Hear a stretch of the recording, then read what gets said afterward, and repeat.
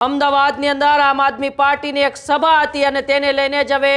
આપના નેતાઓ દોડતા થયા છે। નિકોલના કાર્યક્રમ પહેલા પાર્ટી પ્લોટ બહાર બેનરો લાગ્યા છે। ઉદય ગ્રીન પાર્ટી પ્લોટ બહાર પોસ્ટર લાગતા આમ આદમી પાર્ટીના નેતાઓમાં દોડધામ મચી છે। પાર્ટી પ્લોટ બહાર રાજકીય કાર્યક્રમ ન હોવાના બોર્ડ લાગ્યા છે। દિલ્હીના પૂર્વ મુખ્યમંત્રી અરવિંદ કેજરીવાલ 3 દિવસ ગુજરાતની મુલાકાતે છે, ત્યારે આજે અમદાવાદના નિકોલ ખાતે અરવિંદ કેજરીવાલની એક જાહેર સભાનું આયોજન કરવામાં આવ્યું હતું, પરંતુ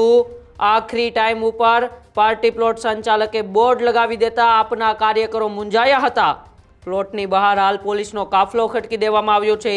સાંજે 5 કલાકે કેજરીવાલે ઉદય ગ્રીન પાર્ટી પ્લોટ ખાતે એક જાહેર સભાને સંબોધવાના હતા, પરંતુ તે પહેલા જ હવે પાર્ટી પ્લોટના સંચાલકે પાર્ટી પ્લોટ બહાર બેનર મારી દીધા કે અહીંયા કોઈ પણ પ્રકારનો રાજકીય કાર્યક્રમ નહીં થાય, અને તેને લઈને જ હવે આમ આદમી પાર્ટીઓના નેતાઓમાં એક ચિંતા થઈ ગઈ છે કે હવે આ કાર્યક્રમને લઈને શું કરવું, કારણ કે સાંજે 5 વાગે એ નિકોલના ઉદય પાર્ટી પ્લોટ ગ્રીન ખાતે એક અરવિંદ કેજરીવાલની જાહેર સભાનું આયોજન હતું। આમ તો દિલ્હીના પૂર્વ મુખ્યમંત્રી અરવિંદ કેજરીવાલે ગુજરાતની 3 દિવસની મુલાકાતે છે, અને પહેલા જ દિવસે અમદાવાદના નિકોલ ખાતે એક જાહેર સભાનું આયોજન હતું, અને એ જાહેર સભાના આયોજનના થોડા કલાકો પહેલા જ જે ઉદય ગ્રીન પાર્ટી પ્લોટની અંદર જાહેર સભાનું આયોજન કરવામાં આવ્યું હતું, એ જ ઉદય ગ્રીન પાર્ટી પ્લોટની બહાર બેનરો લાગી જાય છે